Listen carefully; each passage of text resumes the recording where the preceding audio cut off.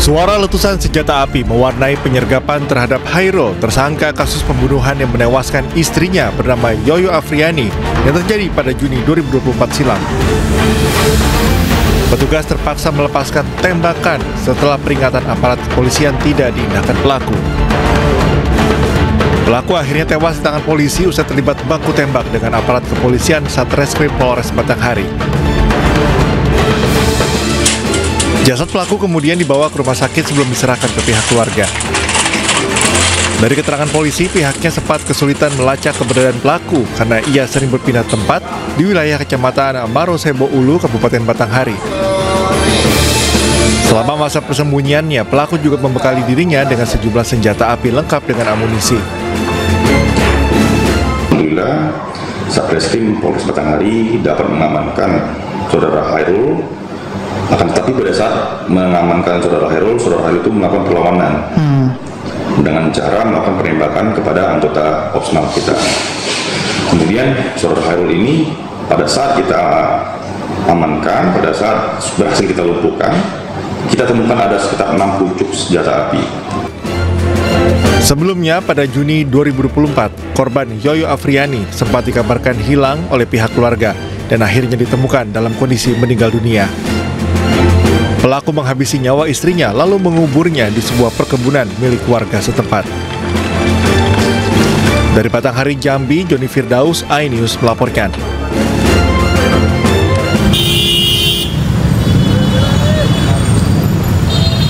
Beb, kamu bawa motor sendiri, Beb. Bisa nggak, Beb, ke kantor? Diduga sopir mobil hilang kendali, 7 kendaraan terlibat tabrakan beruntun di Jalan Ahmad Yani, Jakarta Timur, Jumat pagi. 2 pengendara motor luka-luka, 5 mobil dan 2 sepeda motor terlihat rusak di tengah jalan.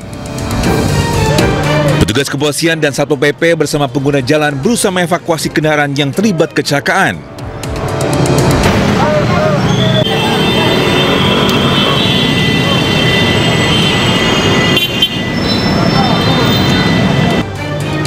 Setelah 1 jam, ke-7 kendaraan yang terlibat dievakuasi ke bahu jalan. Kronologis kejadian saat kondisi jalan dalam keadaan menunggu lampu lalu lintas berwarna hijau. Tiba-tiba kendaraan dinas berplat merah dari arah Jatinegara menuju Rawamangun melaju dengan kencang dan hilang kendali dan menabrak kendaraan lain. Betul aja sih ini, cuma kebentur Nasrul.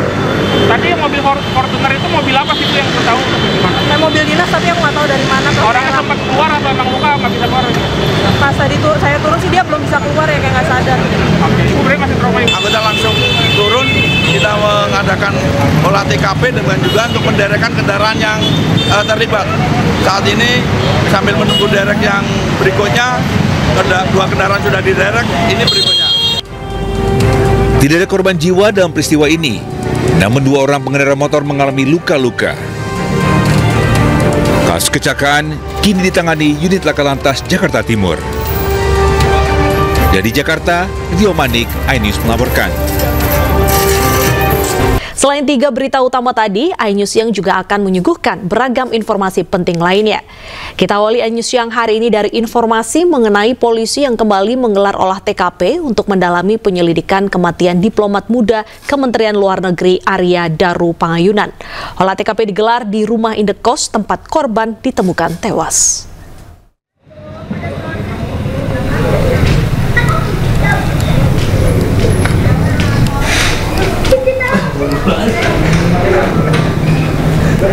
Sejumlah petugas kepolisian kembali menggelar olah tempat kejadian perkara kasus kematian diplomat muda Kementerian Luar Negeri Arya Daru Pangayunan. Polisi mendalami penyelidikan kematian Arya dengan memeriksa sejumlah bagian atau ruangan di rumah indekos korban. Sebelumnya polisi telah mengantongi CCTV berisi rekaman aktivitas terakhir korban. Sejumlah saksi termasuk istri dan rekan korban juga diperiksa.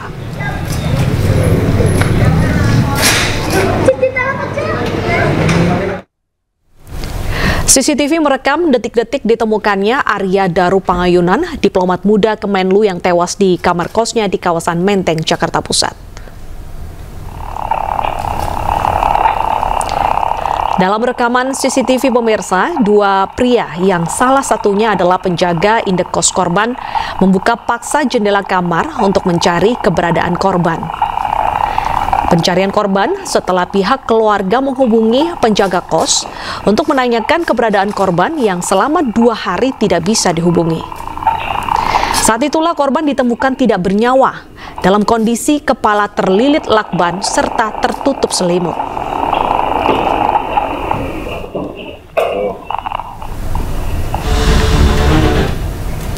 Dalam rekaman CCTV juga tampak Arya Daru Pangayunan, seorang diplomat muda Kementerian Luar Negeri, masuk ke dalam kamar kosnya pada pukul 23.23 waktu Indonesia Barat, Senin malam tanggal 7 Juli 2025 lalu. Tak ada gerak-gerik aneh atau mencurigakan dari Arya saat berjalan memasuki kamar. Pada pukul 23.34, korban terlihat membuang sampah dan masuk kembali ke kamar kos. Namun pada keesokan paginya, Arya ditemukan telah meregang nyawa terbaring di dalam kamar. Dan saat ditemukan, pria asal Yogyakarta itu dalam kondisi terlentang dengan kedua kaki terlipat dan kepala terlilit lakban. Hingga kini polisi masih melakukan penyelidikan mendalam dengan memeriksa 5 orang saksi dan 2 kamera CCTV guna mengungkap misteri tewasnya korban.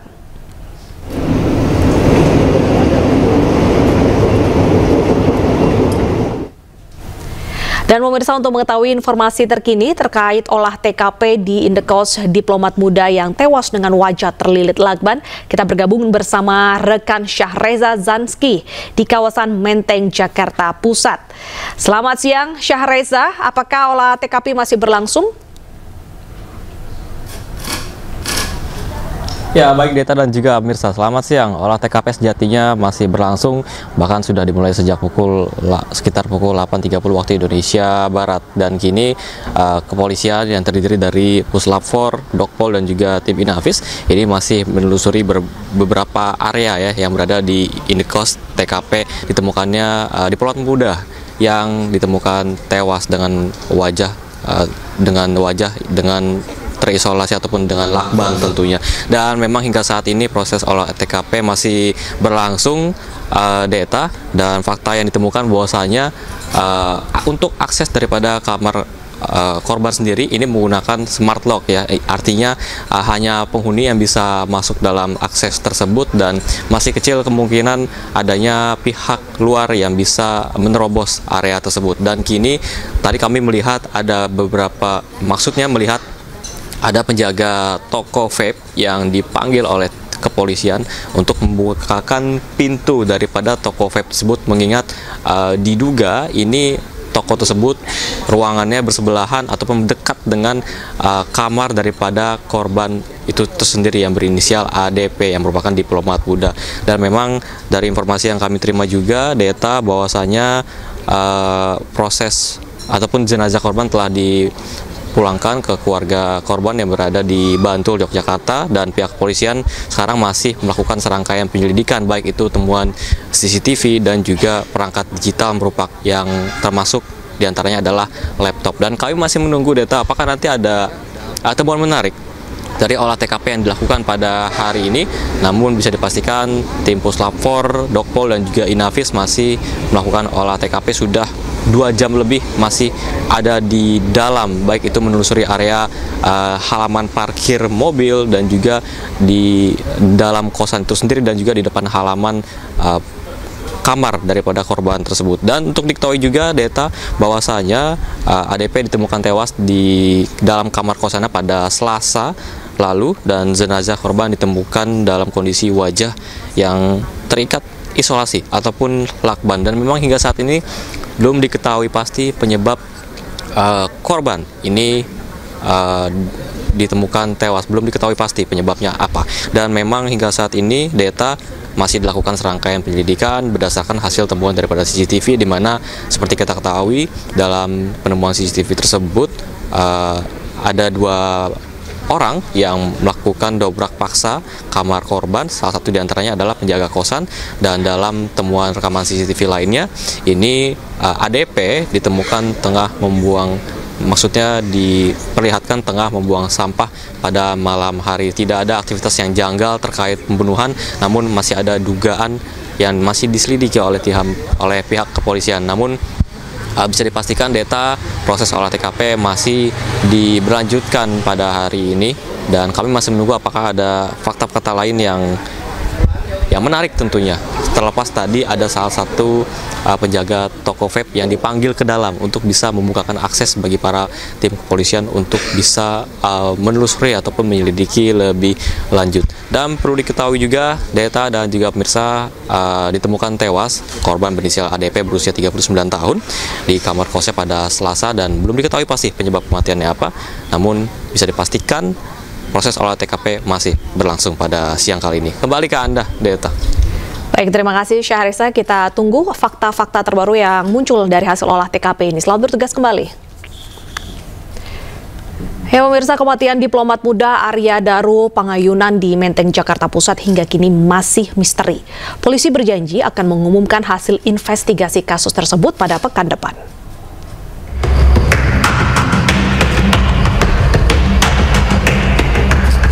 Kapolda Metro Jaya Irjen Polisi Karyoto memastikan akan mengumumkan hasil penyidikan kematian diplomat muda Kemenlu Arya Daru Pangayunan dalam 1 pekan mendatang. Hingga kini polisi masih periksa sejumlah alat bukti seperti rekaman kamera pengawas, hasil otopsi, serta perangkat digital milik korban. Mungkin seminggu lagi selesai. Nanti ada kesimpulan. Insya Allah mudah-mudahan seminggu lagi selesai. Oke. Ya, cukup. Dari hasil visum sementara Ya, saya belum membaca, tapi itu masih dipelajari oleh tim penyelidik. Dan sekarang udah saya ambil alih di tingkat Polda. Oke? Kematian diplomat muda Arya Daru Pangayunan menyisakan banyak kejanggalan yang menimbulkan pertanyaan publik.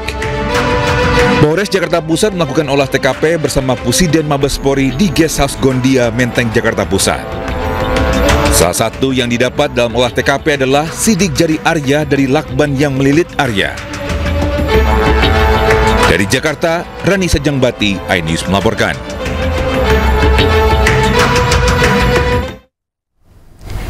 Kondisi jasad mendiang Arya yang mengenaskan terlilit lakban menimbulkan pertanyaan publik terkait penyebab kematian diplomat yang dikenal cerdas dan rendah hati. Dan berikut fakta-fakta kematian Arya Daru. Jasad Arya Daru Pangayunan ditemukan pada Selasa 8 Juli 2025 pukul 8:30 pagi di indekosnya di Bilangan Menteng, Jakarta Pusat.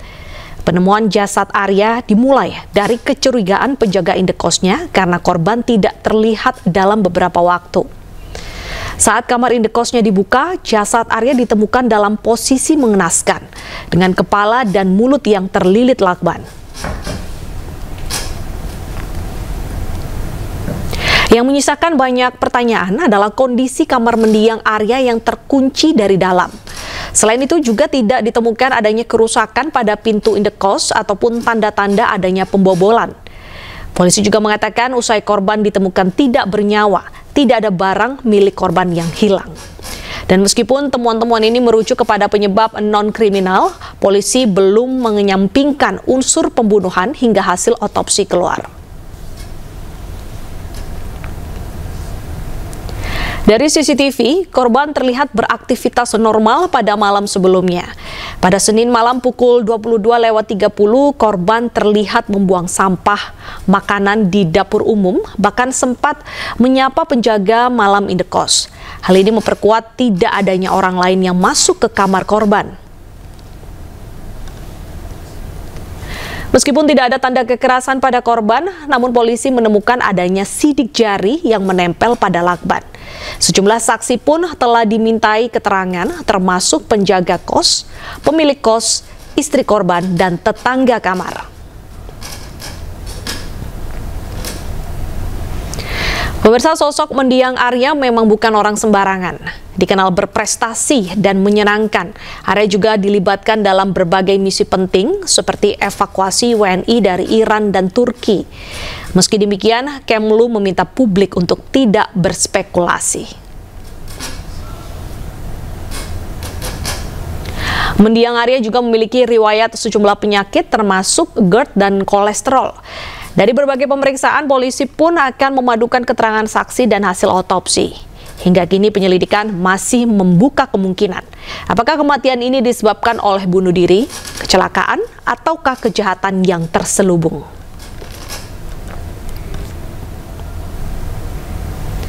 Kita ke kasus lainnya, pemirsa. Polda Nusa Tenggara Barat menetapkan 3 tersangka dalam kasus kematian Brigadir Nur Hadi. Korban diduga tewas karena dibunuh saat berlibur bersama 2 orang atasannya yang berpangkat perwira.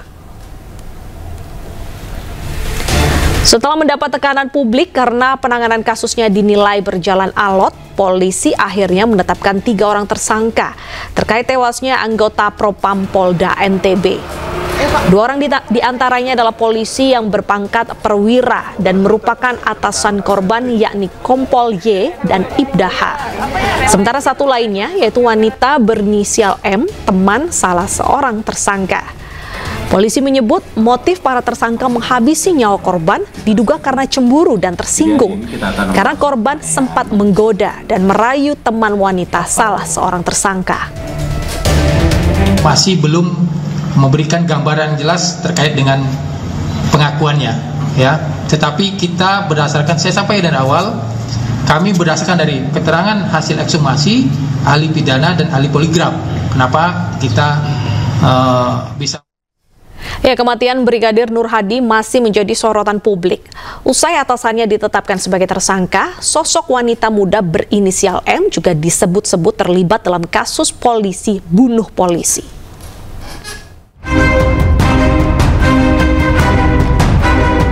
Misteri kematian Brigadir Nur Hadi mulai terkuak.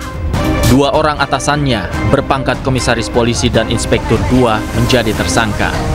Kedua atasan tersebut menghabisi nyawa Nur Hadi lantaran cemburu dan tersinggung karena korban menggoda serta merayu teman wanita salah seorang tersangka. Hasil otopsi menunjukkan bahwa Brigadir Nur Hadi tewas karena dicekik dan luka di sekujur tubuh akibat dianiaya. Kami lakukan pemeriksaan dalamnya kami temukan ada luka memar atau resapan darah di kepala bagian depan maupun di kepala bagian belakang. Kalau berdasarkan teori, maka kepalanya yang bergerak membentur benda yang diam. Itu yang pertama. Kemudian pada pemeriksaan lehernya ditemukan ada fraktur atau patah tulang pada tulang lidah. Kalau tulang lidah yang mengalami patah, maka lebih dari 80% penyebabnya karena pencekian. Tak hanya atasan Nur Hadi yang jadi tersangka, salah satu tersangka adalah wanita cantik bernama Misri Puspita. Di akun media sosialnya, Misri diduga pernah menjadi finalis ajang Duta Muslimah pada tahun 2019. Menurut keterangan kuasa hukum Misri, wanita kelahiran Jambi ini adalah tulang punggung keluarga dan menghidupi 5 orang saudaranya. Dalam kasus ini, Misri diduga menerima bayaran sebesar 10 juta rupiah dari Kompol Madeyogi Purusa Utama. Ia dibayar untuk menemani pesta dan bermalam di villa tempat pembunuhan itu terjadi. Tim Liputan iNews melaporkan. Fakta-fakta baru terungkap dalam kasus kematian tragis Brigadir Nur Hadi di Gili Trawangan, Lombok Utara. Penyebab kematian korban ternyata akibat adanya tindak kekerasan yang diduga dilakukan oleh atasannya.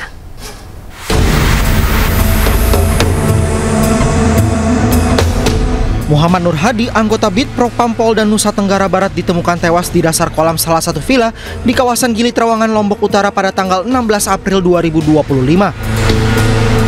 Pada penyidikan awal, korban diduga tewas karena tenggelam.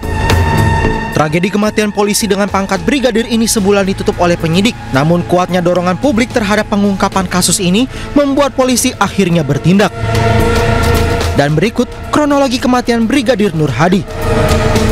Pada hari Rabu 16 April 2025, Brigadir Nur Hadi bersama para pelaku datang ke salah satu villa di Gili Trawangan, Lombok.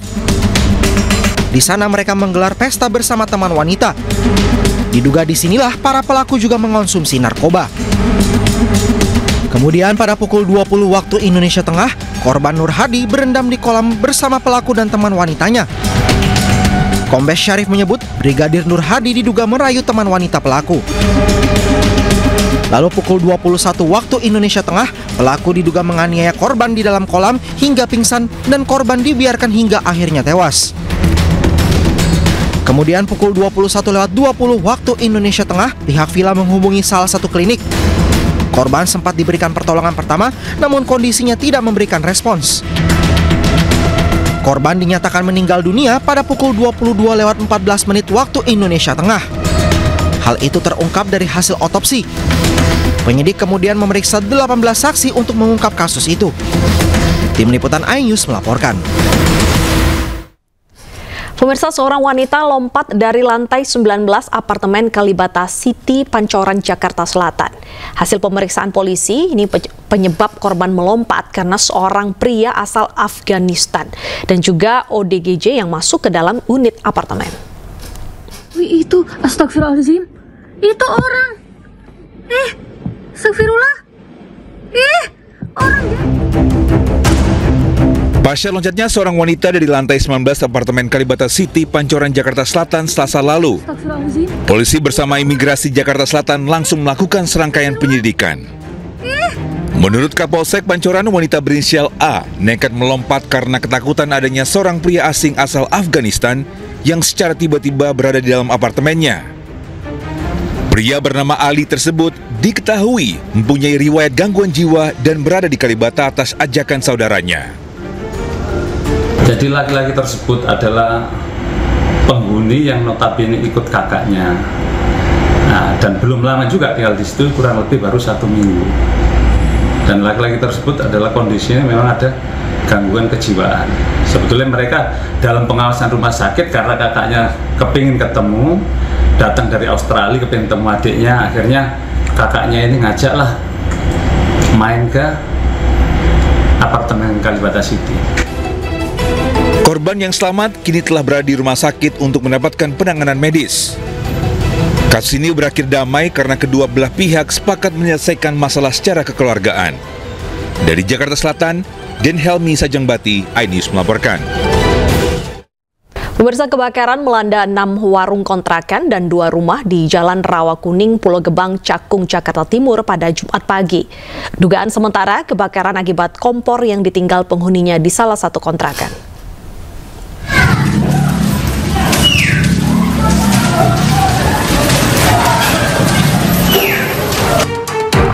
Beginilah kobaran api yang melalap bangunan rumah di Jalan Rawa Kuning, Pulau Gebang, Cakung, Jakarta Timur, Jumat pagi.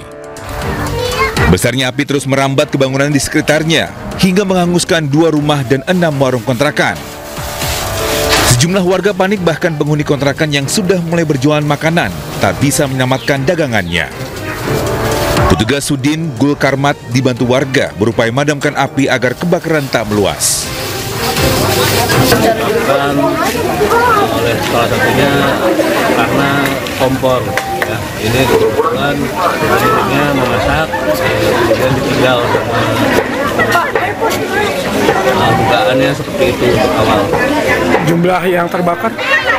Jumlah yang terbakar ini ada 2 rumah dan juga 6 kontrakan. Sebanyak 13 unit mobil pemadam kebakaran dan 65 personel dari Sudin Gul Karmat Jakarta dikerahkan ke lokasi. Tak ada korban dalam peristiwa ini. Dari Jakarta, Rio Manik, iNews melaporkan.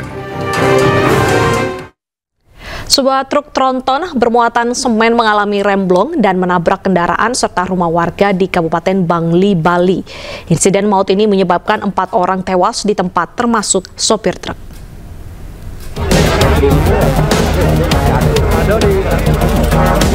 Sebuah truk tronton bermuatan semen menabrak sejumlah kendaraan dan rumah warga di Dusun Bangklet, Desa Kayu Bihi, Bangli, Bali. Kecelakaan bermula saat truk bermuatan ratusan semen ini melaju dari arah Kintamani. Diduga alami remblong saat jalanan menurun, truk kehilangan kendali dan menabrak pejalan kaki. Truk yang terus melaju sejauh 1 km kembali menabrak sebuah mobil yang sedang putar balik dan menabrak sejumlah rumah warga hingga rusak parah. Akibatnya, pejalan kaki, sopir mobil, salah satu pemilik rumah, dan sopir truk tewas di tempat. Ini salah satunya mungkin diakibatkan karena memang ada remnya yang blong dan juga didukung jalannya menurun, terus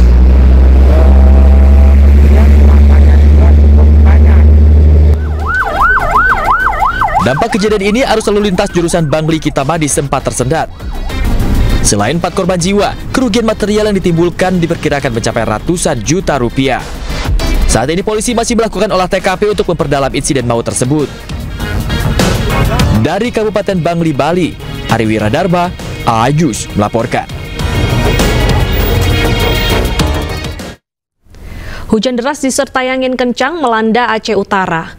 Puluhan rumah dan warung warga di 3 kecamatan porak-poranda hingga mereka harus mengungsi ke tempat yang lebih aman.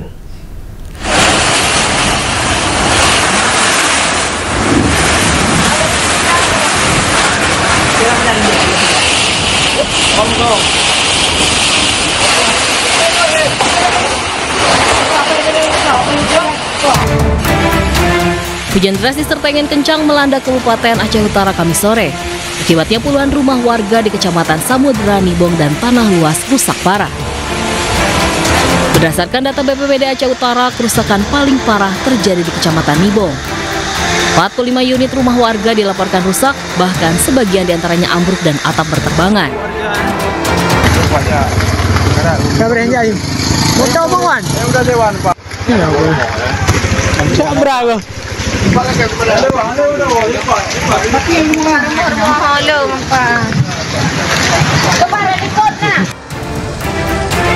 Menurut warga, angin kencang disertai dengan petir terjadi secara tiba-tiba saat cuaca sedang dilanda hujan deras.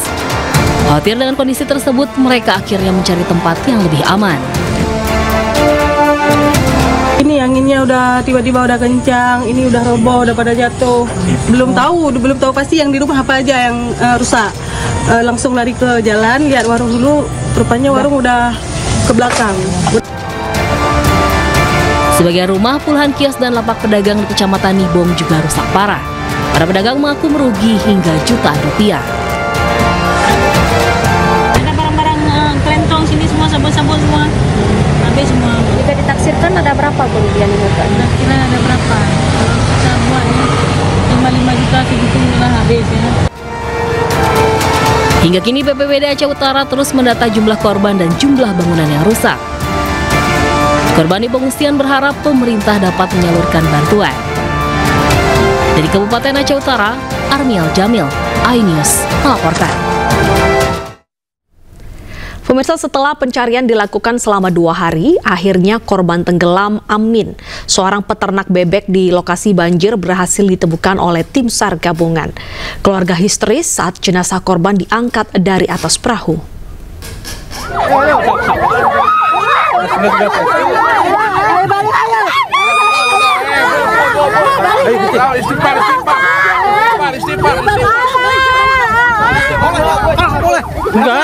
Aman.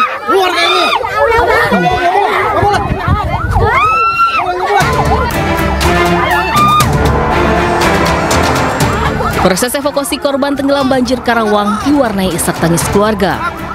Keluarga tak menyangka setelah 2 hari hilang, korban ditemukan tak bernyawa. Depan aja lah, lumayan.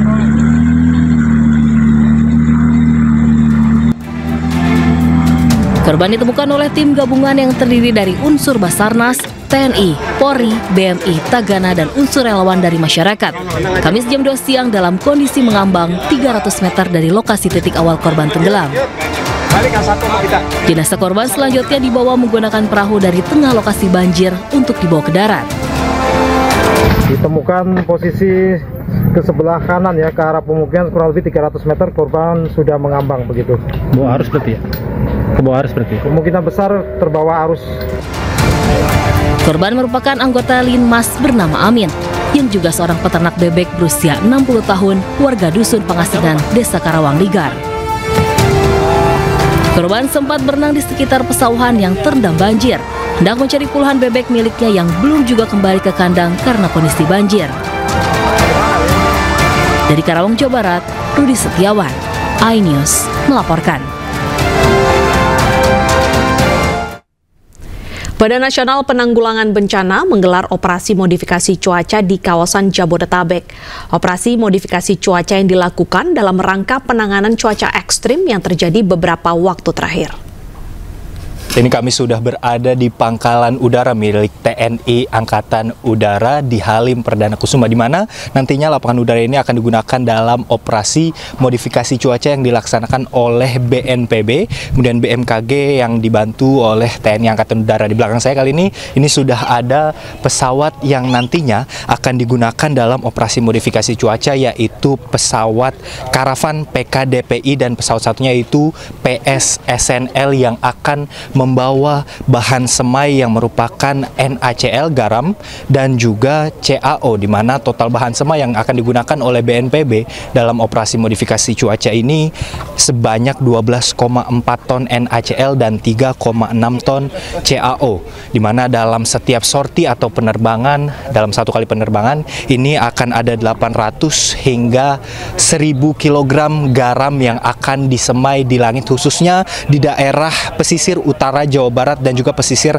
selatan Jawa Barat, yang nantinya operasi modifikasi cuaca ini untuk menanggulangi bencana hidrometeorologi basah ataupun cuaca ekstrim yang terjadi di daerah Jabodetabek pada tanggal 7 hingga 11 Juli 2025. Dalam rangka penanganan cuaca ekstrim yang terjadi di beberapa daerah khususnya Jabodetabek, BNPB lakukan operasi modifikasi cuaca. Modifikasi cuaca dilakukan dengan menyemai garam NaCl dan kalsium oksida di langit pesisir selatan dan utara Jawa Barat. Proses penyemaian garam ini dilakukan untuk mencegah agar awan hujan tidak mencapai daerah yang rawan banjir.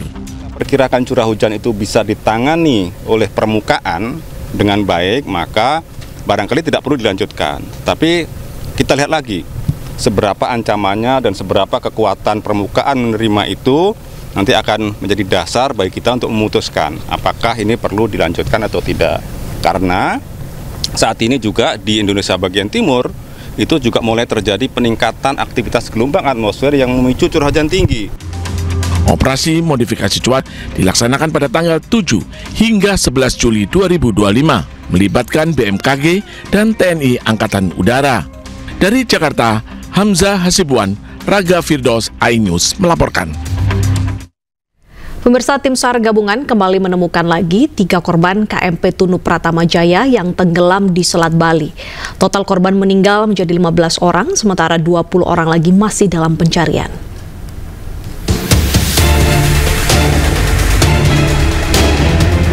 Satu jenazah ditemukan mengapung di pantai Sembulungan, Banyuwangi, Rabu malam. Korban diidentifikasi berjenis kelamin laki-laki dengan ciri-ciri memakai kaos gelap dan celana pendek jeans. Tim SAR gabungan kembali menemukan 2 jenazah di 2 lokasi berbeda pada Kamis pagi. Korban ke-44 ini ditemukan di pantai Pelengkung berjenis kelamin perempuan mengenakan celana pendek jeans warna biru. Satu lagi korban ditemukan nelayan di pantai Pebuahan di wilayah Bali.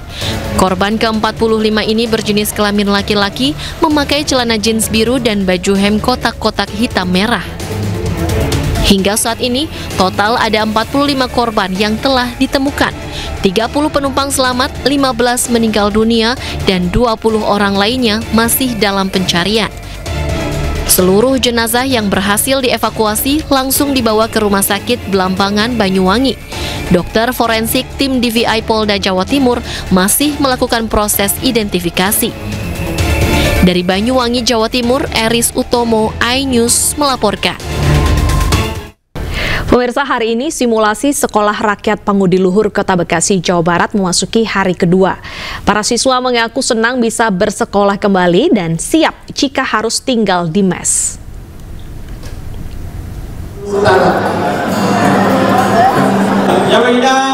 Hari kedua simulasi Sekolah Rakyat di Pangudi Luhur, Kelurahan Margahayu, Kecamatan Bekasi Timur, Kota Bekasi, Jawa Barat terus dilakukan secara rinci.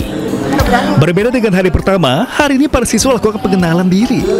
Bahkan untuk menunjang belajar mengajar sudah disiapkan 1 unit laptop untuk tiap siswa. Para siswa pun mengaku senang dan tidak ada masalah jika harus tinggal di mes yang disediakan. Terlebih akan jarang bertemu dengan orang tua dan keluarga lainnya. Senang. Kalau daftarnya gimana kemarin? Daftarnya lewat PHK. Ini apa jurusan apa, SMA? SMA asrama. Nanti tidur di sini gimana? Nggak bisa ngeliat ibu sama bapak? Ya nggak apa-apa. Nanti pulangnya gimana? Pulangnya bisa sebulan 2 kali. Sering banget. Awalnya gimana bisa sekolah di sini? Kamu yang minta apa orang tua? Saya tahu dari guru, Pak. Oh, gimana? Terus kamu tertarik? Hah? Terus kamu tertarik sekolah di sini? Tertarik. Karena katanya ini bagus, Pak. Biar saya juga bisa sekolah lagi. PR kami adalah membentuk disiplin anak. Jadi jika Bapak Ibu lihat ya, dengan latar belakang kondisi yang berbeda-beda, bagaimana kami nanti bisa membentuk disiplin, karakter, dan juga yang jelas di sini makanannya kan kami didukung oleh dari MBG ya, nanti pasti akan ada pengukuran. Jadi setelah masuk, nanti apa perubahan-perubahannya. Total 180 siswa terdaftar dari keluarga tidak mampu atau garis kemiskinan ekstrim. Perekrutan siswa dengan survei langsung ke rumah dengan bukti foto atau video bukan dari nilai akademik. Sementara untuk para guru pengajar dan pengawas juga wajib memiliki basic sebagai guru yang diseleksi oleh Menteri Sosial langsung. Dari Bekasi, Jawa Barat, Rahmat Hidayat, iNews melaporkan. Pemirsa, Muhammad Riza Khalid menjadi salah satu tersangka dalam dugaan tindak pidana korupsi dalam tata kelola minyak mentah dan produk kilang pada PT Pertamina Subholding dan kontraktor kontrak kerjasama 2018-2023. Kejaksaan Agung menetapkan Riza Khalid sebagai tersangka dengan kaitannya sebagai beneficial owner PT Tai Kimra dan PT Orbit Terminal Merak. Namun saat ini Kejagung belum mengetahui posisi Riza Khalid. Terlebih Riza telah dipanggil beberapa kali namun tidak datang. Diduga Riza Khalid berada di luar negeri. Penyidik telah memanggil dengan patut namun hingga saat ini Riza Khalid tidak pernah menghadiri panggilan tersebut. Tersangka MRC selaku beneficial owner PT Tai Kimra dan PT Orbit Terminal Merak. Selain Riza Khalid, Kejagung juga menetapkan 8 orang tersangka lain. Tim Liputan iNews melaporkan. KPK memeriksa Gubernur Jawa Timur Khofifah Indar Parawansa. Khofifah yang juga mantan Menteri Sosial di era Joko Widodo diperiksa sebagai saksi dalam kasus dugaan korupsi pengurusan dana hibah kelompok masyarakat atau Pokmas tahun 2022.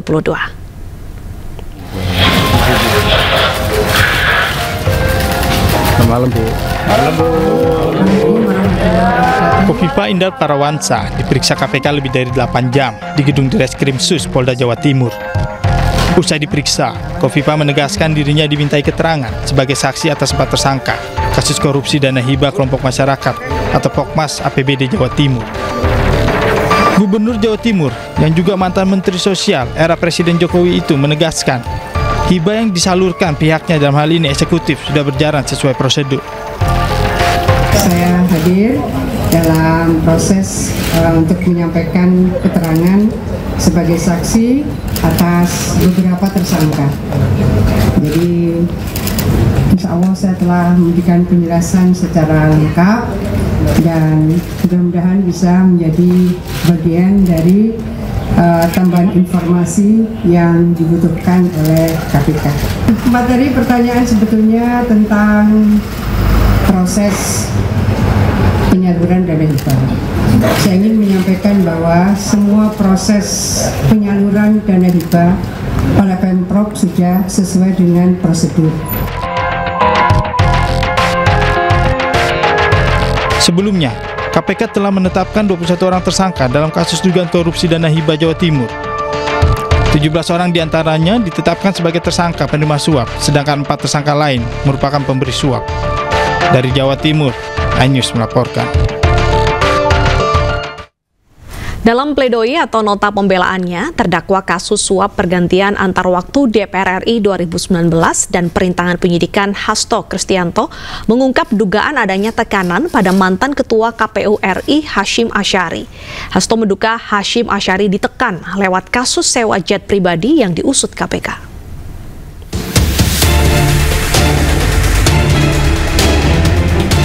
Hasto Kristianto yang merupakan terdakwa kasus dugaan suap pergantian antar waktu dan perintangan penyidikan membacakan pledoi atau nota pembelaan atas tuntutan dari Jaksa Penuntut Umum KPK terhadapnya.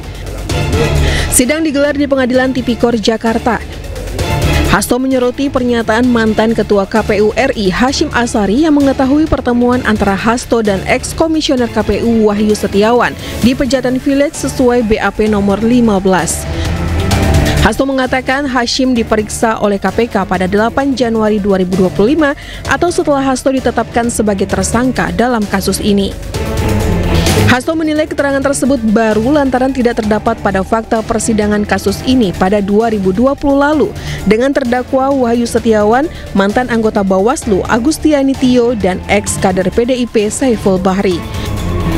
Keterangan baru dari Hasyim tersebut berkaitan dengan kasus dugaan korupsi jet pribadi di KPU. Keterangan Hasyim Asyari tersebut termasuk keterangan baru yang tidak terdapat pada fakta persidangan tahun 2020. Dalam keterangan ini Wahyu Setiawan, Saiful Bahri, dan Agustiani Tio di persidangan ini menegaskan bahwa terdakwa tidak mengetahui apalagi mengikuti pertemuan di Pejaten Village tersebut. Hal ini juga ditegaskan oleh saudara Saiful Bahri bahwa terdakwa sama sekali tidak tahu terhadap pertemuan tersebut. Seluruh keterangan yang diberikan di persidangan ini oleh Wahyu Setiawan, Saiful Bahri, dan Agustiani Tio terhadap pertemuan di Pejaten Village adalah sama dengan keterangan di persidangan tahun 2020. Dalam kasus ini, Hasto diduga membantu buron Harun Masiku yang pada Pileg 2019 menjadi caleg di Dapil 1 Sumatera Selatan untuk merebut kursi parlemen. JPU menilai perbuatan Hasto terbukti sebagaimana dakwaan. JPU menuntut Hasto 7 tahun penjara dan pidana tambahan denda sebesar 600 juta rupiah, subsidiar 6 bulan kurungan.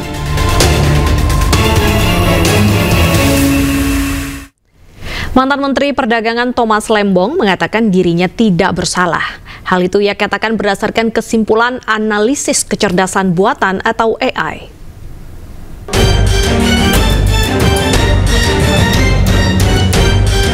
Dalam sidang pembacaan nota pembelaannya, Tom Lembong menyatakan kelak kecerdasan buatan atau AI akan menyimpulkan bahwa dirinya tidak bersalah.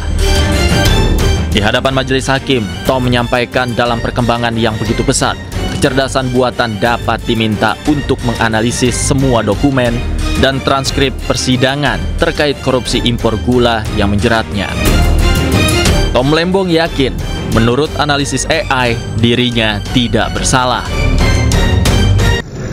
Dalam hitungan beberapa tahun, siapa saja akan bisa meminta artificial intelligence seperti ChatGPT, Google Gemini, Anthropic atau XAI Grok, tolong kumpulkan semua berkas, semua dokumen, semua transkrip persidangan, ribuan halaman terkait kasus tuduhan tipikor importasi gula dari tahun 2004 dan tahun 2025, di mana mantan Menteri Perdagangan Thomas Lembong, mantan Direktur BUMN PT PPI Charles Sitorus, dan 9 individu pemegang saham atau eksekutif institusi gula swasta nasional dinyatakan sebagai tersangka.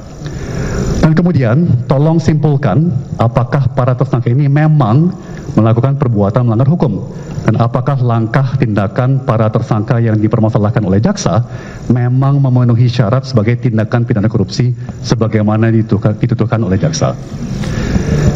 Dan pada saat itu artificial intelligence tersebut akan menjawab berdasarkan ribuan halaman berkas, berita acara pemeriksaan, transkrip persidangan, kompilasi aturan, ketentuan, dan perundang-undangan yang berlaku, dapat disimpulkan bahwa Thomas Lembong, Charles Sitorus, dan 9 individu dari sektor industri gula swasta tidak bersalah, dan bahwa persidangan telah membuktikan bahwa tuduhan tipikor terhadap para terdakwa ini oleh jaksa tidak berdasar dan kerugian negara sebenarnya tidak terjadi.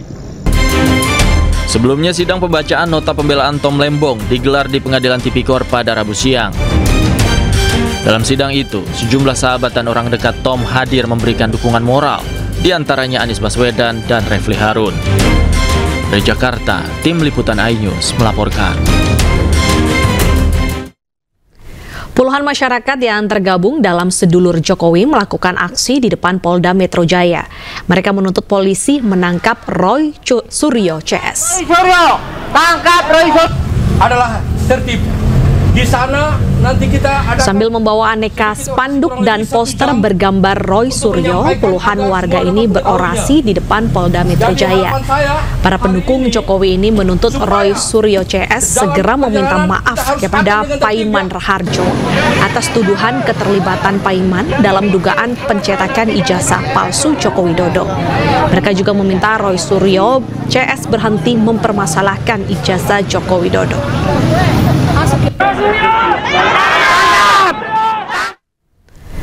Analisis khusus ijazah Jokowi yang dilakukan Roy Suryo menunjukkan 99,9% palsu. Hasil tersebut berbeda dengan yang disampaikan Bareskrim yang menyebut ijazah Jokowi asli.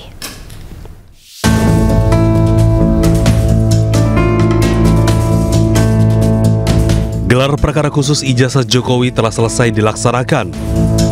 Dari gelar perkara tersebut, pakar telematika Roy Suryo membawa bukti baru dan mengklaim 99,9% ijazah Jokowi palsu. Pada hasil uji error level analisis atau ELA menghasilkan ijazah Jokowi menunjukkan error pada logo dan pas foto. Selain itu, hasil face comparison menghasilkan pas foto di ijazah tidak cocok dengan foto Jokowi sekarang. Hasil face comparison menghasilkan pas foto ijazah Jokowi match atau cocok dengan foto Dumatno Budi Utomo. Kemudian ijazah pembanding nomor 1115 Fronojiwo, nomor 1116 almarhum Hari Mulyono, dan 1117 Sri Murtiningsih semuanya identik. Namun tidak dengan milik Jokowi.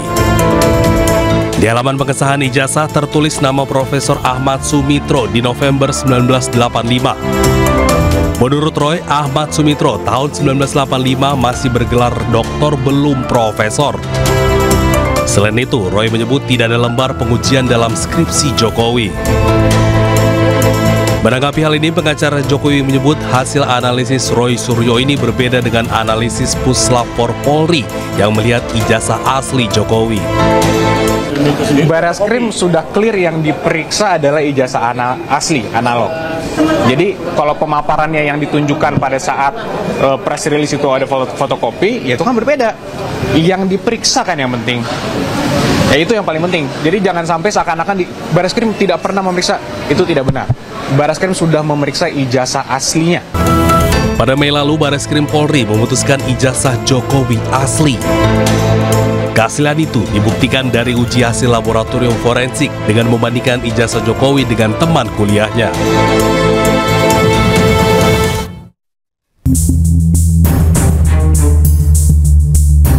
Inilah rekaman CCTV yang memperlihatkan sebuah minibus menabrak mobil di depannya di Jalan Cendrawasih, Cikarang Barat, Kabupaten Bekasi, Jawa Barat. Peristiwa terjadi saat kendaraan di akses jalan utama dialihkan ke jalan perumahan. Kondisi jalan yang sempit dan pengemudi mobil yang belum lancar mengemudi membuatnya panik. Pengemudi yang baru belajar mengemudi ini awalnya berniat menginjak pedal rem. Namun ia malah menginjak pedal gas hingga menabrak sejumlah kendaraan lain di depannya secara beruntun. Kondisinya aman, alhamdulillah, motor rusak. Berarti anak om di dalam video itu digonceng ya? Digonceng motor. Iya. Untuk kondisi yang bonceng itu seperti apa saat ini keadaan? Di rumah sakit. Dirawat di rumah sakit. Akibat peristiwa ini, 1 orang terluka dan dievakuasi ke rumah sakit. Sementara warga berharap akses jalan utama kembali normal sehingga jalan perumahan tidak dilintasi banyak kendaraan. Dari Bekasi, Jawa Barat, Didit Junaidi, Agus Rohim, iNews melaporkan.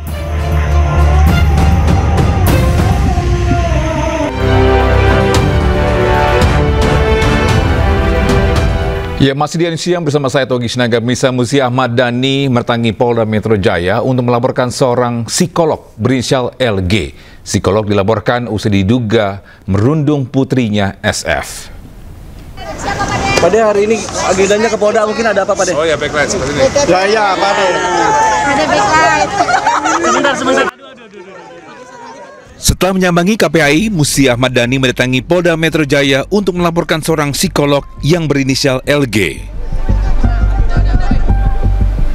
Tak hanya Ahmad Dhani, Al-Ghazali, dan Mulan Jamila hadir untuk mendampingi. Bahkan awalnya yang akan melaporkan adalah Al-Ghazali. Namun mengingat SF adalah anak dari Ahmad Dhani, maka Dhanilah yang menjadi pelapor. Dokter LG ini dia hanya mengambil sumber dari berita gosip dan berita fitnah. Gitu. Tapi dengan pernyataan dia itu mengedukasi, bahasanya itu gimana? Nah, jadi itu menurut dia kan. Jadi dengan kemudian menampilkan foto dan nama anak, juga stigmatisasi terhadap perilaku orang tuanya dikaitkan, ya, itu justru kontraproduktif terhadap perilaku orang tuanya yang diambil beritanya dari berita gosip, dan berita fitnah, dan itu tentunya menjadi kontraproduktif terhadap tadi ada klarifikasi edukasi, berbalik jauh, bukan edukasi. Tapi menurut saya itu adalah pansos. Inilah yang akan kita wanti-wanti, jangan sampai orang-orang oknum itu pansos dengan mengeksploitasi anak public figure. Sebelumnya Ahmad Dhani dan Mulan Jamila bersama kuasa hukumnya juga mendatangi kantor Komisi Perlindungan Anak Indonesia atau KPAI untuk melaporkan kasus perundungan yang menimpa putrinya SF. Putri Ahmad Dhani dari Mulan Jamila mendapatkan perundungan di media sosial setelah menghadiri pesta pernikahan Al-Ghazali dan Alisa. Tim Liputan iNews melaporkan. Pemirsa, terlilit utang, seorang anak nekat mencuri mobil milik orang tuanya. Pelaku yang seorang pengangguran ini bahkan sudah belasan kali mencuri kendaraan orang tuanya.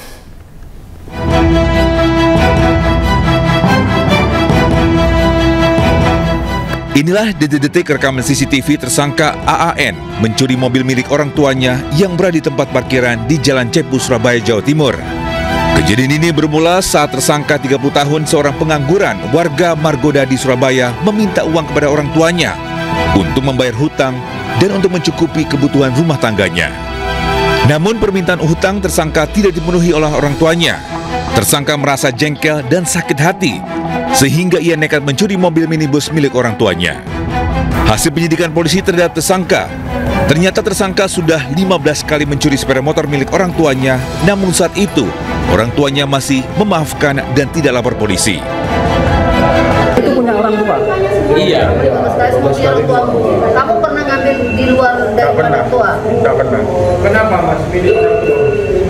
Ya soalnya kalau habis kan bisa pulang. Unit reskrim kami berhasil melakukan penangkapan dan sekarang dilakukan penahanan sehingga tersangka dikenakan pasal 363 yaitu pencurian dan pemberatan yang mana barang ataupun barang bukti yang dicuri adalah kendaraan roda 4. Akibat perbuatannya, tersangka terancam dijerat pasal 363 KUHP tentang pencurian dengan pemberatan dengan ancaman hukuman 5 tahun penjara. Dari Surabaya, Jawa Timur, Nur Syafei, iNews melaporkan. Bisa puluhan pencari pekerja di Kabupaten Bekasi, Jawa Barat datangi rumah seorang penyalur tenaga kerja karena tidak kunjung dipekerjakan di salah satu perusahaan yang telah dijanjikan. Bahkan para pencari kerja ini sudah membayar sejumlah uang hingga 14 juta rupiah agar dapat diperjakan. Mana baru? Lu ngaku orang sini katanya tuh ke dia. Awalan. Hei, saya orang sini. Orang sini mana? Orang sini bukan orang bakar mobil lu. Lu motorin kampung gua. Puluhan pencari kerja datang ke rumah seorang penyalur tenaga kerja LPK Januar Persada Nusantara di Kampung Pulau Kapuk, Desa Mekar Putih, Kecamatan Cikarang Utara, Kabupaten Bekasi, Jawa Barat. Lihatin gua melotot-melotot. Assalamualaikum. Siapa? Izin Mas.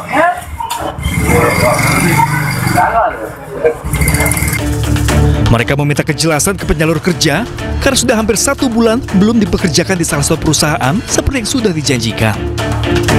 Bahkan diketahui, para pencari kerja ini sudah membayar 4 juta hingga 14 juta rupiah per orang ke yayasan. Total, lebih dari 21 orang pencari kerja merasa tertipu dan ingin uangnya dikembalikan.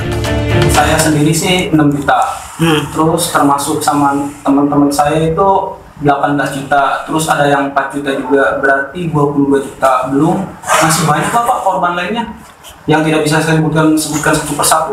Nah terus ini dijanjikan untuk PT perusahaan apa yang dijanjikan masuk kerja? PT Media. PT apa Bang? PT Media.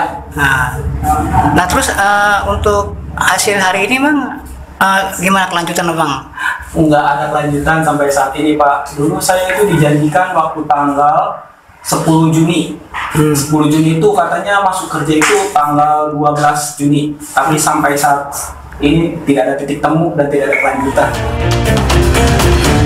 Kini, dugaan kasus penipuan tenaga kerja tersebut masih dalam penyidikan petugas kepolisian Polsek Cikarang Utara dan Mapolres Metro Bekasi. Dari Kabupaten Bekasi, Jawa Barat, Didi Junaidi, iNews melaporkan. Ya, berawal kenalan melalui Instagram, warga Penungkelan, Kapuk, Cengkareng, Jakarta Barat diduga dibawa lari seorang pria sejak hari Minggu lalu. Kepergian korban dan terduga pelaku sempat rekam kamera pengawas milik warga.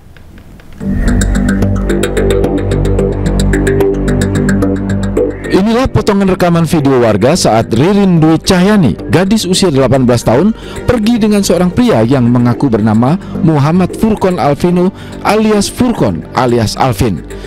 Menurut penuturan Teti Mulyani, ibu Ririn, sebelum hilang anaknya didatangi Alvin yang kemudian meminta izin mengajak anaknya pergi. Keluarga tidak curiga karena Alvin meninggalkan tas berisi baju, sepatu, dan sandal di rumah mereka di Pedongkelan, Kapuk, Cengkareng, Jakarta Barat. Namun hingga Minggu malam, Ririn dan Alvin yang mengaku tinggal di Cibinong, Bogor dan bekerja sebagai sales pakaian di kawasan Jakarta Pusat tidak menunjukkan batang hidungnya. Teti sempat menghubungi sang anak, namun nomor teleponnya sudah tidak aktif. Keluarga pun mencari tahu siapa sebenarnya Alvin melalui pencarian di media sosial. Alvin memiliki ciri ada bekas luka di dekat kelopak mata sebelah kanan dalam. Fisiknya orangnya sih oke lah, kalau untuk badan, kaki sama tangan saya lihatnya ya hitam lah ya. Tapi kalau untuk muka dia bersih, jadi bilang jelek enggak. Dia lumayan lah, ganteng, hidungnya juga dia mancung kok. Cuma di sini dia di bawah mata sebelah kiri sini hidungnya ada bekas luka. Dia kesini kan pakai kacamata hitam juga ya. Keluarga berharap Alvin segera mengembalikan anak mereka. Kasus hilangnya Ririn yang sudah memasuki hari keempat ini juga sudah dilaporkan ke pihak kepolisian Resort Metro Jakarta Barat.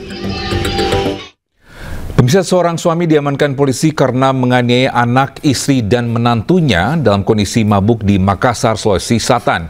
Keributan menarik perhatian tetangga hingga pelaku jadi bulan-bulanan warga.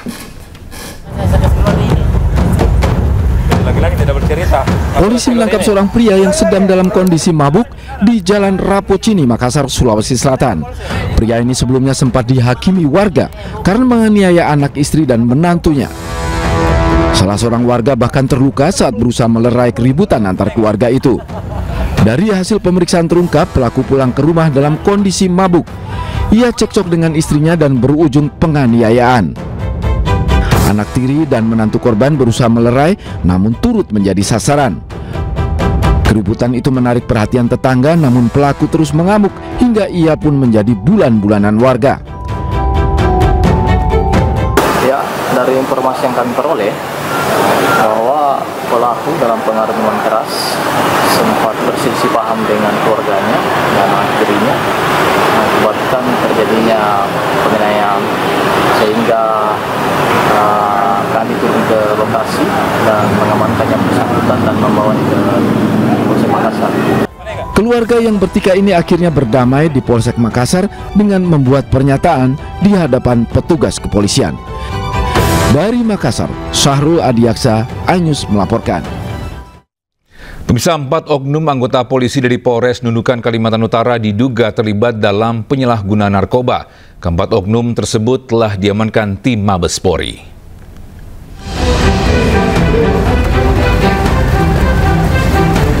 Diduga terlibat dalam kasus penyalahgunaan narkoba, 4 oknum anggota polisi yang bertugas di wilayah Kabupaten Nunukan, Kalimantan Utara diamankan tim Mabes Polri. Keempat oknum anggota polisi dari Polres Nunukan diamankan pada Rabu kemarin oleh tim Mabes bersama Polda Kalimantan Utara.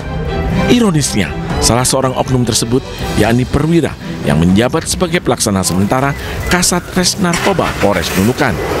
Penangkapan tersebut dibenarkan oleh Kapolda Kalimantan Utara, dan pihaknya tidak akan pandang bulu menindak tegas para pelaku penyalahguna narkoba. Ini berkat kerjasama antara Mabes Polri dengan Polda Utara dalam upaya melakukan upaya penegakan hukum secara tegas sesuai dengan perintah Bapak Presiden melalui Aksara Cita Jadi kita tidak pandang bulu apakah itu pelakunya masyarakat maupun aparat. Kita tidak tegas. Ya. Sejauh ini, Kepolisian Polda Kalimantan Utara maupun tim Mabes Polri masih melakukan penyelidikan dan mendalami kasus ini, serta pengembangan atas kasus tersebut. Dari Kabupaten Nunukan, Kalimantan Utara, Usman Codang, iNews melaporkan. Ya, terima kasih masih bersama kami di iNews Siang. Pemirsa, Menteri Perumahan dan Kawasan Permukiman Marwar Sirait secara resmi mencabut usulan rumah subsidi dengan luas bangunan 14 meter persegi. Keputusan ini diambil setelah mendapatkan banyak masukan dan kritik dari masyarakat serta anggota Komisi 5 DPR RI. Ya, rumah subsidi 14 meter persegi ini sebelumnya menuai kontroversi karena dinilai terlalu kecil dan tidak manusiawi untuk dihuni satu keluarga. Sejumlah pihak juga mengkhawatirkan dampak negatifnya terhadap kesehatan fisik dan mental penghuni serta potensi timbulnya kawasan kumuh. Menteri Marwara ini meminta maaf usulan tersebut dan menyatakan bahwa ide rumah subsidi 14 meter persegi tersebut perlu dikaji lebih dalam sebelum dipublikasikan ke masyarakat. Tapi mungkin kami juga mesti belajar bahwa ide-ide di ranah publik harus lebih baik lagi soal rumah subsidi yang diperkecil. Jadi tujuannya sebenarnya sederhana, karena kami mendengar banyak sekali anak muda yang ingin tinggal di kota, tapi kalau tanahnya di kota mahal mau diperkecil. Tapi sudah mendengar begitu banyak masukan, termasuk dari teman-teman anggota DPR Komisi 5, maka saya sampaikan secara terbuka permohonan maaf dan saya cabut ide itu. Ya, terima kasih. Ya, sementara itu pasca insiden pelemparan batu ke kereta api jurusan Yogyakarta-Surabaya Gubeng ini yang membuat 2 orang terluka, Menteri Perhubungan minta KAI petakan wilayah vandalisme. Menhub juga sampaikan akan berkoordinasi dengan Pemda setempat.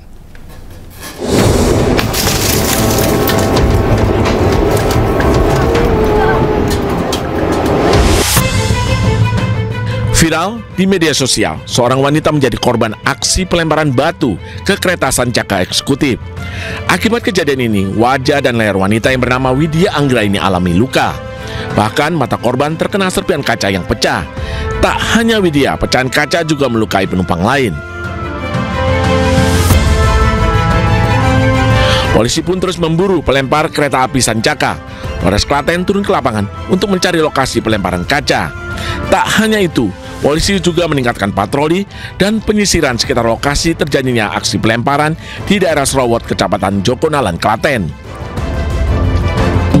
Kami Satreskrim Polres Klaten bersama dengan Polsuska wilayah Dakop 6 kita melakukan pencarian di seputaran TKP yang dimungkinkan ditemukan barang bukti ataupun alat bukti lainnya. Sementara itu, Menteri Perhubungan Dudi Purwagandi meminta Kereta Api Indonesia untuk memetakan wilayah-wilayah rawan. Tujuannya supaya peristiwa ini tidak terulang kembali. Memang ya, kita petakan wilayah-wilayah mana yang terjadi pelemparan itu. Jadi kemudian kita harus bicara dengan pihak pemerintah daerah setempat. Karena pasti ada lokasi-lokasi yang bisa diidentifikasi. Kemudian juga selain pemerintah daerah juga kita aparat hukum ya, kepolisian untuk membantu. Kita KAI untuk mengidentifikasi wilayah-wilayah yang mungkin sering terjadi. Saat ini, kedua korban telah mendapatkan penanganan di Rumah Sakit Triharsi. Pelaku vandalisme bisa dikenakan sejumlah pasal dengan ancaman penjara paling lama 20 tahun. Tim Liputan iNews melaporkan.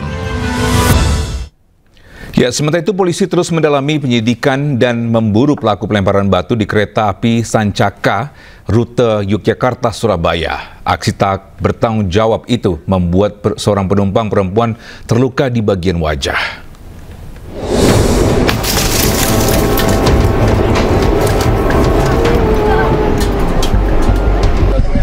Polisi terus memburu pelaku pelemparan batu di kereta api Sancaka, relasi Yogyakarta-Surabaya.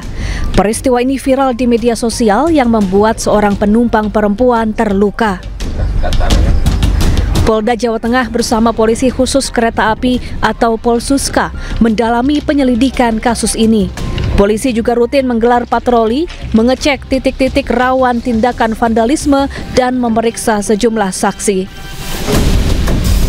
Dan kita sudah melakukan upaya penyelidikan bekerjasama dengan Polsuska, dan upaya lain yang kita lakukan adalah melakukan kegiatan patroli, dan kita melakukan pengecekan lokasi dan pemetaan terhadap lokasi rawan kejadian tersebut. Kita melakukan patroli dan sambang kepada masyarakat sambil menghimbau kepada masyarakat. Petugas PT KAI juga menggelar sosialisasi untuk memberi pemahaman kepada masyarakat agar menjaga keamanan dan kenyamanan bersama serta tidak melakukan aksi kekerasan maupun vandalisme yang sangat merugikan orang lain.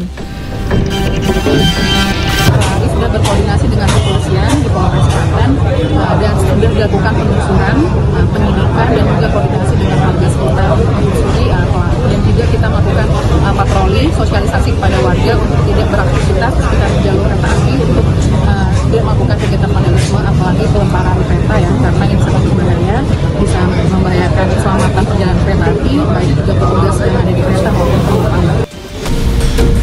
Sebelumnya dalam video viral, seorang penumpang perempuan yang sedang membaca buku di dalam kereta api Sancaka tiba-tiba dikagetkan dengan lemparan batu dari arah luar kereta. Ia langsung meringkuk ke arah penumpang di sebelahnya.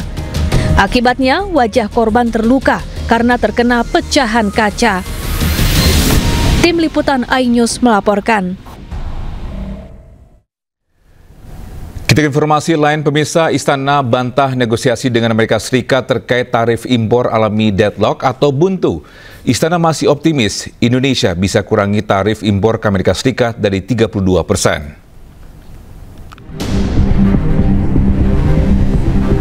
Meski telah melalui sejumlah negosiasi, Presiden Amerika Serikat Donald Trump tetap mematok tarif impor barang asal Indonesia sebesar 32%. Bahkan Presiden Prabowo pun telah jalankan sejumlah strategi untuk negosiasi. Saya tawarin mereka, Pak, saya bisa 17 miliar, 10 juta, 17 miliar kita akan beli dari Amerika. Kita bukan negara miskin, kita bisa beli 17 miliar dari Amerika. Ya. Apa yang kita butuh dari Amerika? Kita butuh LPG. LPG 8 miliar dolar kita butuh, 9 miliar ya. Kita butuh minyak, BBM. Kita bisa impor lagi. Istana pun membantah negosiasi antara kedua negara deadlock atau buntu. Hingga kini tim negosiasi yang dipimpin oleh Menko Perekonomian masih berada di Amerika Serikat. Ya bukan deadlock, yang namanya bernegosiasi kan saling memberikan tawaran. Jadi pemerintah Indonesia juga sudah memberikan tawaran kan. Ya, kalau kemudian itu memang dirasa per hari ini ya belum diterima oleh pemerintah Amerika, ini kita coba lagi lakukan negosiasi ulang. Kita merasa apa yang kita tawarkan kepada pemerintah Amerika sudah cukup menjawab apa yang selama ini dalam tanda kutip ya menjadi catatan dari pihak Amerika Serikat kan begitu. Sebelumnya Presiden Trump melalui akun media sosialnya memposting surat yang dikirimkan ke Presiden Prabowo Subianto. Isinya AS mengenakan tarif impor tambahan sebesar 32% mulai 1 Agustus 2025. Tak hanya itu, Amerika Serikat akan mengenakan tarif tambahan 10% bagi seluruh anggota BRICS. Indonesia sendiri saat ini tergabung dalam BRICS. Dengan keputusan Trump, Indonesia berpotensi terkena tarif impor sebesar 42%. Tim Liputan iNews melaporkan. Ya, sementara Menko Bidang Perekonomian Airlangga Hartarto ini datang ke Amerika Serikat untuk melakukan negosiasi mengenai tarif impor Amerika Serikat. Airlangga sampaikan pertemuan berlangsung positif.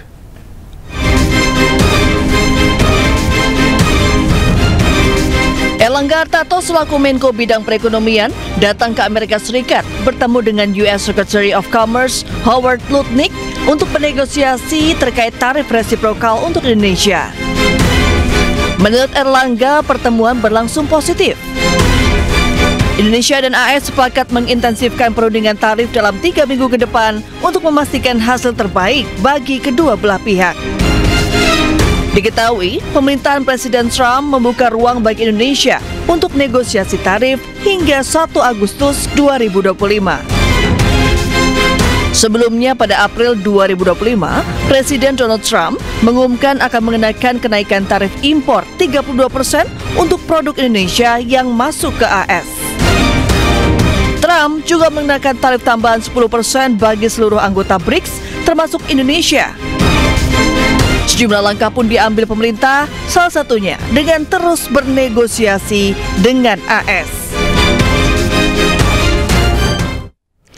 Bisa PPATK menemukan data rekening penerima bantuan sosial digunakan untuk bermain judi online. Menanggapi temuan itu, Menteri Sosial akan mengevaluasi temuan PPATK tersebut dan jika terbukti, maka penerima bansos akan dicoret.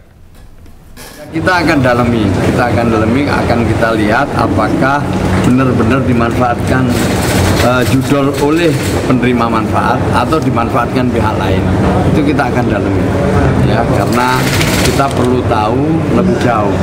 Maka kita akan diskusi dengan PPATK. Itu kan baru dari satu bank, itu pun hanya tahun 2024. Jadi ini cukup mengejutkan dan ini menjadi bahan kami untuk evaluasi pada penyaluran triwulan ketiga. Kalau memang terbukti bahwa mereka benar-benar ikut judul dan sengaja bansos itu digunakan untuk keperluan judul, maka tentu kita akan mencoret dan kita alihkan kepada mereka yang lebih berhak.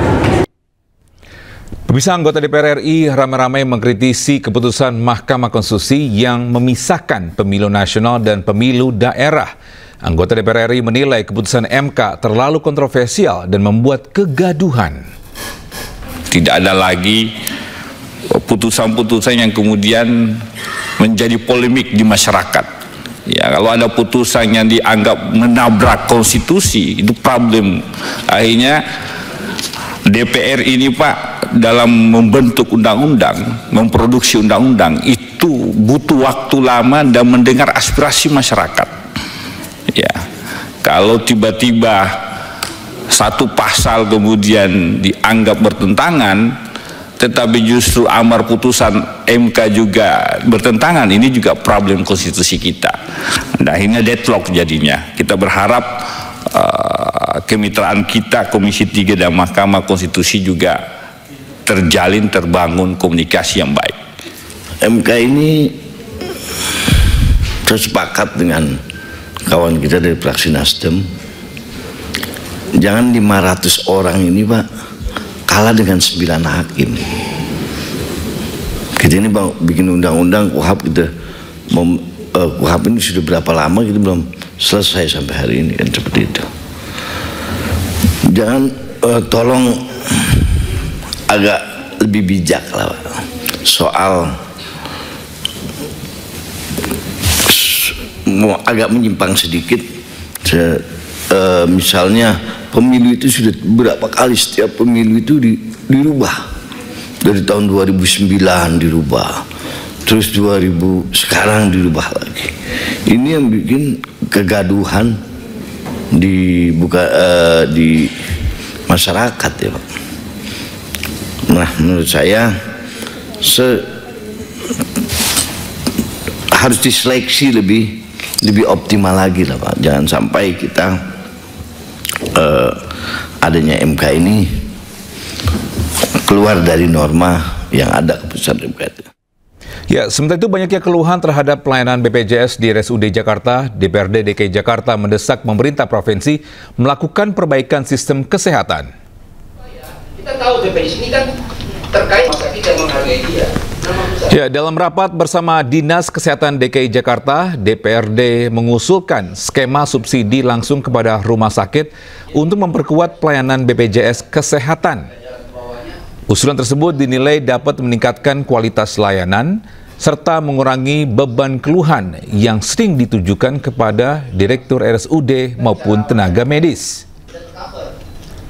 Perbaikan layanan BPJS juga dipandang sebagai langkah strategis untuk mendukung komitmen pemerintah meningkatkan standar RSUD di Jakarta menjadi setara rumah sakit internasional. Masyarakat Jakarta yang pengguna, terutama bagi pengguna BPJS yang ingin berobat di RSUD yang di Jakarta, tidak ada lagi yang terjolimi, yang ditolak-tolak dengan alasan yang tidak jelas. Dan saya harapkan juga Rumah Sakit Umum Daerah Jakarta tidak ada drama-drama lagi lah. Gitu. Makanya dengan uang itu, pendapatan yang 3 triliun sekian. Pemirsa, memperingati hari jadinya yang ke-17, majalah Gaya Hidup High End untuk pertama kalinya menghadirkan High End Gala 2025 di Park Hyatt Jakarta Kebun Sirih, Jakarta Pusat. Acara bertabur bintang ini turut dihadiri Miss World 2025 Opa Suchata Chuangsri.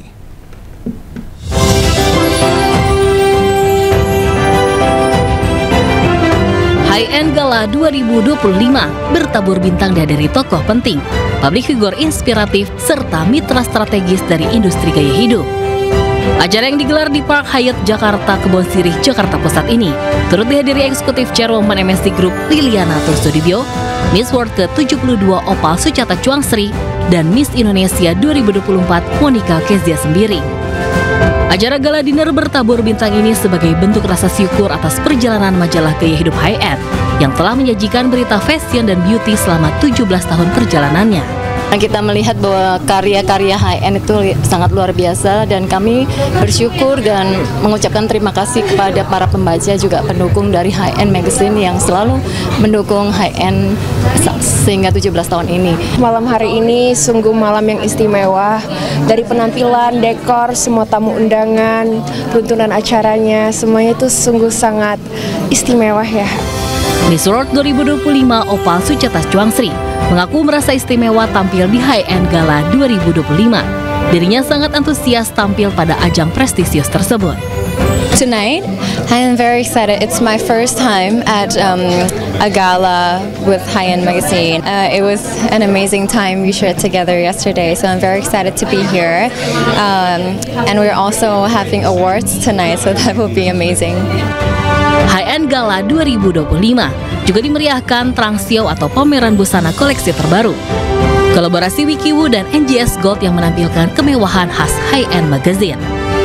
Ajang prestisius ini juga memberikan apresiasi busana terbaik kepada para tamu yang hadir. Dari Jakarta, Bagus Prasetya dan Tri Julianti, iNews melaporkan. Pemirsa, Brigade Al-Qassam merilis rekaman yang menunjukkan momen saat tentara Israel yang tewas dan terluka dievakuasi dari penyergapan Hamas di Beit Hanun. Ya, berdasarkan media Israel, penyergapan yang dilakukan di Beit Hanun, utara jalur Gaza, mengakibatkan kematian dan cederanya 19 tentara Israel. Penyergapan terjadi ketika 2 batalion bergerak untuk membersihkan daerah tersebut dan mengakibatkan kematian 5 tentara dan melukai 14 lainnya, 2 luka berat dan 6 diantaranya luka sedang. Evakuasi korban tewas dan luka-luka dari lokasi penyergapan dengan helikopter ke beberapa rumah sakit berlangsung dalam keadaan yang rumit dan memakan waktu beberapa jam. Sementara Hamas menyampaikan perang yang dilancarkan oleh pejuang Palestina di seluruh jalur Gaza dari utara ke selatan akan terus menimbulkan kerugian bagi Israel tiap harinya. Pemirsa, militer Israel kembali membombardir permukiman warga di dekat rumah sakit Nasser di Khan Yunis, Gaza.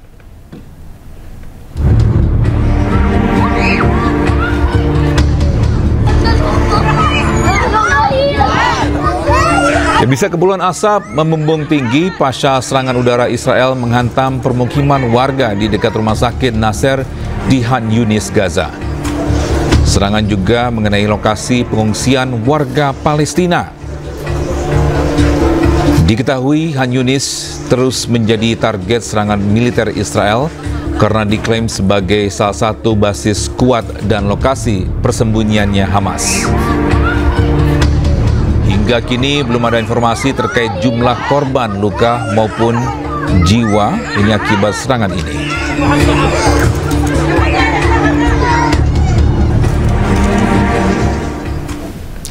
Sementara itu, Hamas sepakat membebaskan 10 sandera Israel untuk tercapainya gencatan senjata di jalur Gaza. Sebagai gantinya, Hamas menuntut Israel mundur dari Gaza sepenuhnya.